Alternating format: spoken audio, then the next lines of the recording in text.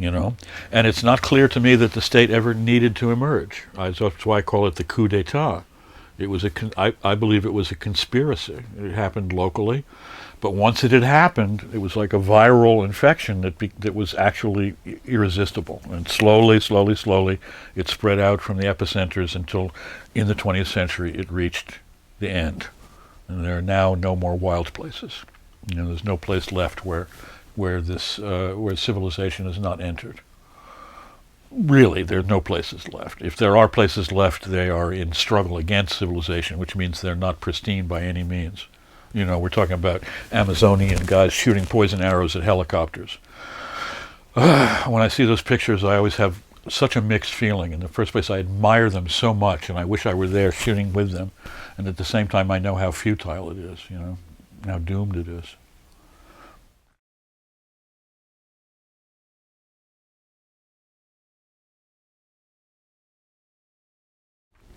Technology, the triumph of capital, what I call the technopathocracy, the rule of sick machinery, what looked like the absolute triumph of neoconservative slash neoliberal global capitalism. That suddenly it was no longer possible to even criticize capitalism. That this was just like water or air. Now it's to be a given in our society, right? And the internet and other forms of modern communication technology.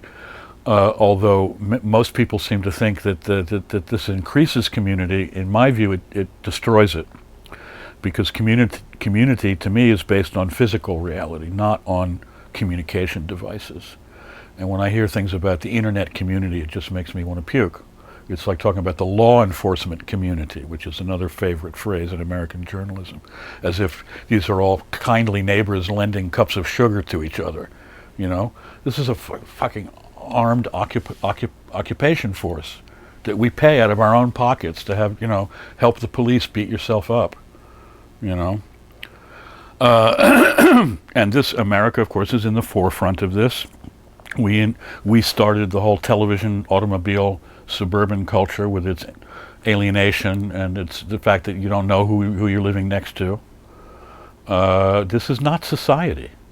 This is the breakdown of society. This is atomization. Okay, these are not original ideas. Let's just even refer to some of Baudrillard's earlier ideas. People have been thinking about this for a long time, and it becomes more and more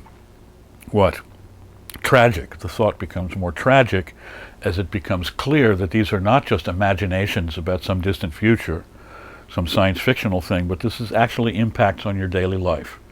So there was a book that came out a few years ago called Bowling Alone, which I thought was clever, you know, because of the idea, in other words, that there's no social life left in America. Where do you go that's neither family nor work? Where is the third place, as we call it in sociology, you know? Where is that third place? If you go back to the 19th century, third places were legion, you know? Not only were there these communities, these communes, these intentional communities, much more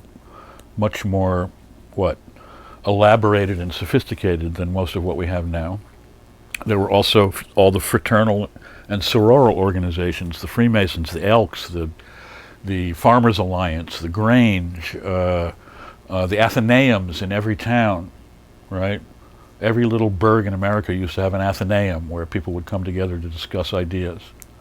Why did they do that? Because there was no television, that's why, you know? That was their entertainment.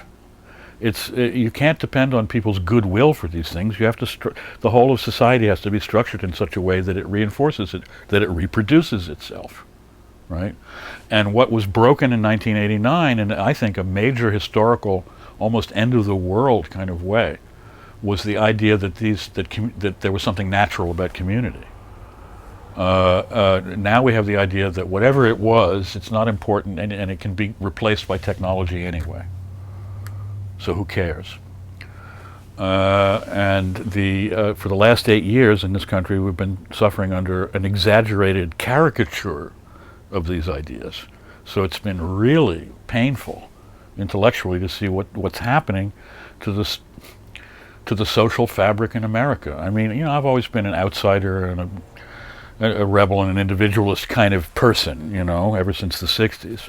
And you'd think that I would not be the first person to get upset about the demise of the social, as it had its negative too, just like everything. It had its enforced conformity or its whatever, negative aspects. But the positive aspects that we've lost along with that seem to me to far outweigh. And there's something desperate now about this is why the figures are contradictory, but some people say over half of Americans are on serotonin uptake inhibitors, antidepressants. First of all, we have the medicalization of sadness to thank for that to a certain extent. But really, people are genuinely depressed. Why are they depressed? They don't know. It's because all they have in their life is their, what I call the family of divorce. Probably, they have a family, but they're divorced, because that would describe about 50, 60, 70% of the population. And they have their work, their job, their wage slave situation where they have to be. I'll tell you an anecdote. This woman told me once. She said that she had been quarreling with her mother for years. They didn't get along. Finally, after a long phone conversation, they decided to try to get together again and renew their mother-daughter relation. So she travels, 1,000 miles to her mother's home, and they're sitting down and they're about to start having their heart-to-heart talk when the mother says, "Oh, wait a minute, there's a TV show I have to watch. It's like Hollywood Squares." And and the daughter's like stunned, and the mother goes and turns on the TV and starts to watch the show. And she says, "Mom, I came 1,000 years to reconcile, 1,000 miles to reconcile with you, and now you're sitting and watching Hollywood Squares? And she says, "You don't understand." She says, "The only people I have in my life, the only people I know in my life are the people I work with. And they all watch this program. And if I come in to work on Monday morning and I haven't seen this program, I have nothing to talk to my friends about." That was the basis of her human relations. I mean, so the daughter just wept. There was nothing to do about that. And that to me was a very, very telling anecdote. I felt the whole of American society in that one anecdote. And so what do we have to fight against this? There's all sorts of possibilities.